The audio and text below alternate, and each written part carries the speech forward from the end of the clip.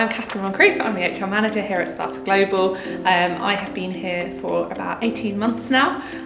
Step up, nice new business, and I'm loving my time here.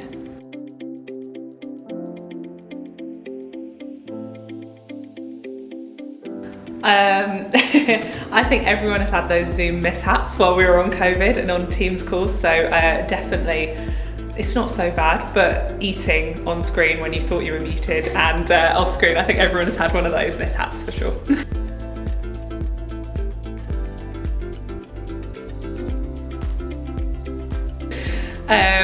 I used to go work for a recruitment business, so work with many a recruiter, but I think that our compliance manager and I regularly will have conversations saying, do I really have to follow that bit of legislation even if I didn't know it existed 2 minutes ago? Funnily enough, you do. That's why it's there.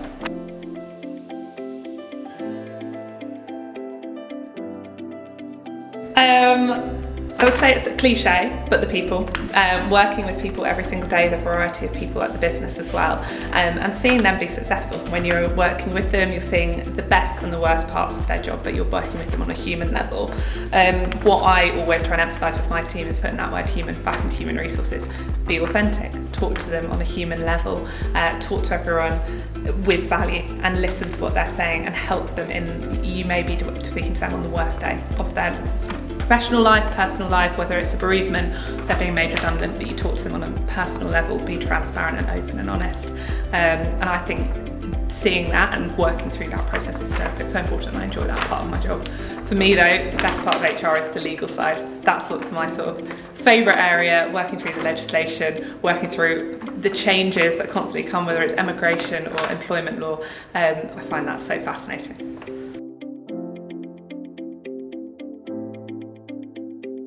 Okay, so I worked for a traditional transactional recruitment company previously. Sparta Global is a little bit different. We use the attract, train and deploy model. So we're taking individuals with a great aptitude for learning and talent and tech. We're putting them through our academy and then we're placing them onto client sites. All we are interested in is finding individuals that are interested in technology, interested in learning, and we will help them grow their careers. For me, seeing them Spartans from their journey of day one, where they potentially know nothing about technology, to where they are after 2 years working with us is so rewarding. To see that success, that growth, and that their knowledge grow during that time, and also equally their positions and their earning opportunities, they sort of grow exponentially, and that is so rewarding to see where they've started and where they get to over a 2-year period.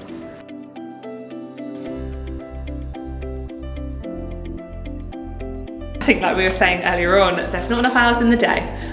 Trying to get everything sorted within a day, and curveballs can be thrown at you. You have a plan for the day and something happens and that is your priority. So nothing ever goes to plan in that sense. I think HR is also one of those funny professions where you can't sing from the rooftops about everything you do. Everything you're dealing with is on a confidential level a lot of the time. So for me, a success could be I've helped someone through a really difficult personal opportunity, whether it's a bereavement or it's mental health difficulties. You're helping them, but that's not something you can tell everybody about. It's not something you can celebrate. Equally, from a business perspective, managing a successful redundancy process, for example, or managing an exit from a business, that's so important to be done properly, and that is a success, but you can't tell everybody about it. You've got to honour that confidentiality, and again, treating people on that human level is so important.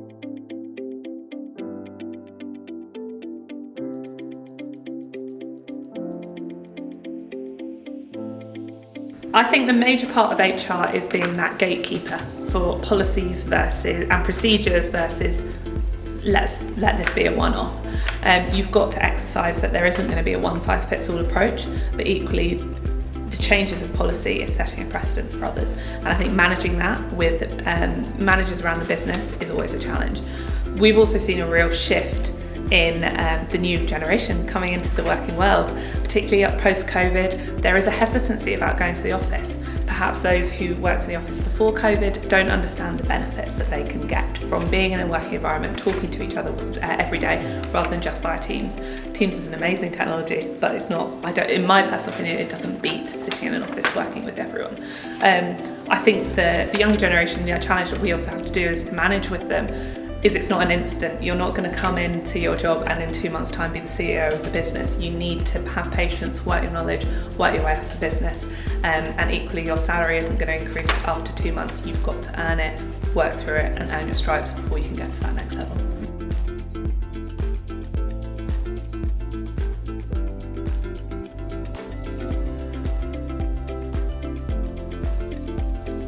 Yeah, absolutely. So I have done my level 3 and level 5 CIPD. I worked as an HR assistant previously, and after about a year or so, I then decided I wanted to do the level 3, and amazingly my business supported me, which is perfect.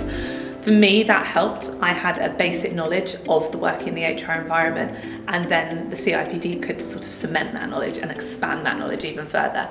I've heard from others that it's a real challenge to just do CIPD when you're not working within an HR environment, and similarly going in and doing an HR management degree or anything like that can give you brilliant theory, but it's not the real in-depth knowledge of when you're working within the role. For me, the reward has been, first of all, it's expanded my knowledge exponentially. You understand the best practice, you understand the legislation, you understand the wider context, which explains everything so much more simpler for your job.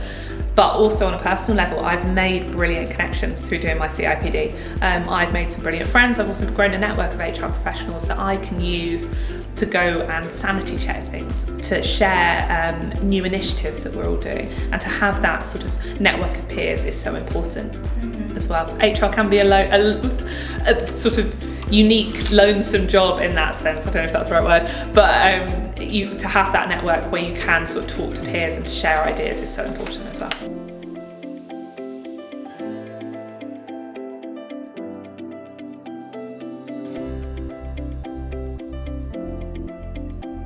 Yes and no. I think within the recruitment industry, you do meet a lot of HR professionals, and within the ED&I sector as well, which Sparta Global works with so closely, we do meet a lot of HR professionals. So building that network is so important. But I think it's the wider network as well. It's the wider network of coaches, it's the wider network of mentors and sort of those that support the HR profession that is so important, and to maintain that is brilliant.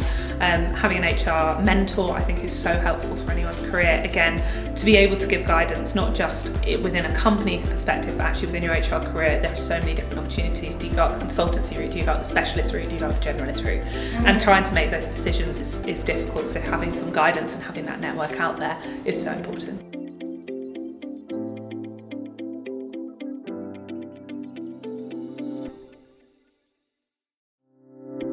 From my side of things, I think there's the generalist route. If you're sort of within a firm, you're the one-stop shop for anything from an HR perspective. So that could be legal, it could be learning and development, it could be recruitment. There's sort of, you'll cover a variety of areas. You can go up the specialist route where you are focusing on organisational design, for example. What's the best structure for the business, or reward, or those different tangents of HR. And within wider businesses, bigger businesses, you will specialise into those sectors.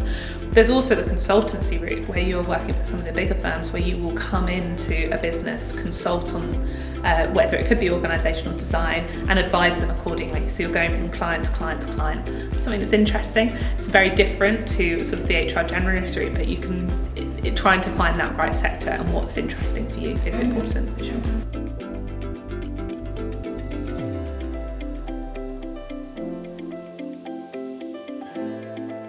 I think it's that old saying that you hire for attitude, train for talent, which is 100% true. You cannot teach someone to be empathetic, you cannot teach someone to have the right initiative, particularly within an HR profession. Having that initiative and being able to make those decisions sensibly is so important, and you can't teach that. So for me, I think having some experience is important. Having a background knowledge of the basic HR steps and the HR processes is really, really helpful.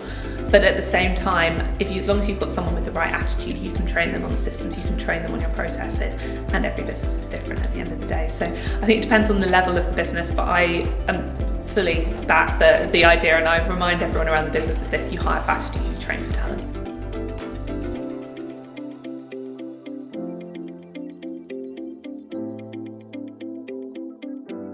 Yeah. What challenges you face as a HR professional? Yeah, so I was at my previous company during COVID, and I think like everyone, it was the hardest time to be an HR professional during that period. The unknown, the mental well-being and difficulties that everyone was facing, but also from a practical level, the changing of legislation almost on a daily basis. The furlough rules were changing so quickly. Businesses were also having to make decisions about the current situation without the unknown, without knowing how long COVID would go on for. I didn't drink coffee before COVID. I think after doing 14, 15, 16-hour days, there was a need for coffee. It was without doubt the hardest I've ever worked. It was without doubt the toughest work that you've ever done.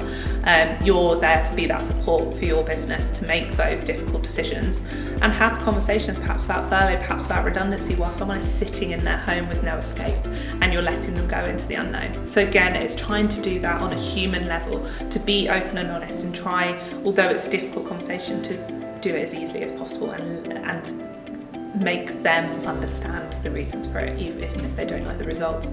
It was an incredibly tough time, and as I said, the changing of legislation on an almost daily basis.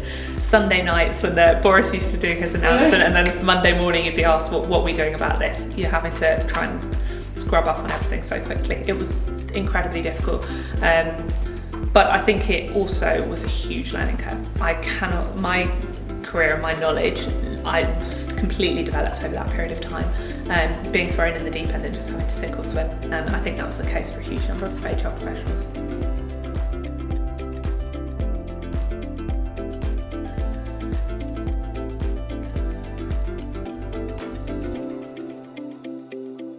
I think that's true. It's a challenging one because HR, you're there to be that support, that backbone for everyone within a business, but who's there for you? Yes, you've got your manager, but also who's there to be that support? And interestingly enough, I think CIPD are really noticing that over the last couple of months or so. I've got an email for the first time saying we've got mental health support for HR professionals, and it's brilliant that that's almost been recognised. I remember doing one project where all I did was look at exit interviews for a while, and hearing the reasons why people are leaving a business can take a toll on you. Through COVID, when you're constantly having phone call after phone call, these difficult conversations and knowing about everyone's difficult circumstances, you've got to have that professional but also human aspect to you. And you're right, it's trying to find that support and that release and being able to switch off from work and trying to manage that, which is easier said than done. When you're working from home, you're sitting in the same room as your laptop most of the time. But it's a challenge. But I think that what I try and do with my team as much as possible as well is give them the opportunity to take that step back when it is getting overwhelming, try and be the shoulder that they can put things onto, and it's also trying to remove yourself from the situation and just look at it from a practical level as well.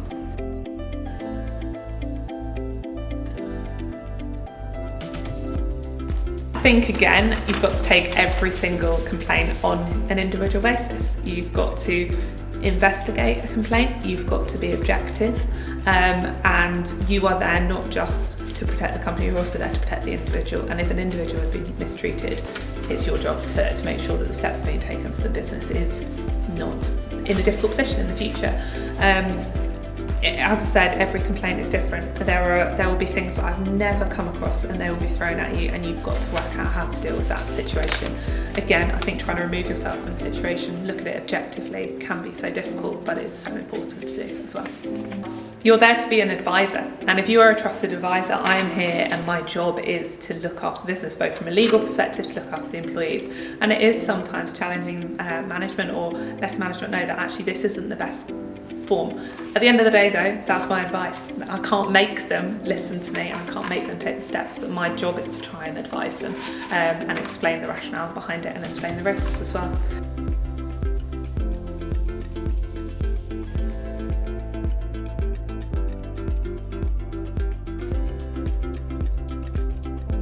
From an external partnerships perspective, and again I can bring this back to Sparta Global, particularly our ED&I team have got brilliant selection of external partnerships, and bringing in that expertise is so helpful to a business. You're not just making assumptions based on a little bit of knowledge, you're bringing those expertise in those particular areas. Creating partnerships is also helpful for the business development and creating new opportunities. Some examples of who who we work with a charity called Career Ready. This promotes employability skills among those disadvantaged young people, and through our ED publication we worked with them for our Equal Tech report last year. That's an important partnership. That's given us an opportunity to work with Career Ready and develop that partnership even further. Similarly, we've partnered with a company called Migrant Leaders, who are looking to create that network for migrants to the UK and giving them those opportunities to get into technology that perhaps they don't have within the UK workforce. We've recently just run a series of workshops with a number of refugees who've recently come to the UK, and giving them the opportunity to get a taste of the Sparta Global working environment within the UK, and to try and build those connections as well. It's been super helpful, I hope, for them as well as for us, but it's also, widening our talent pool as well and opening up to everybody in that sense.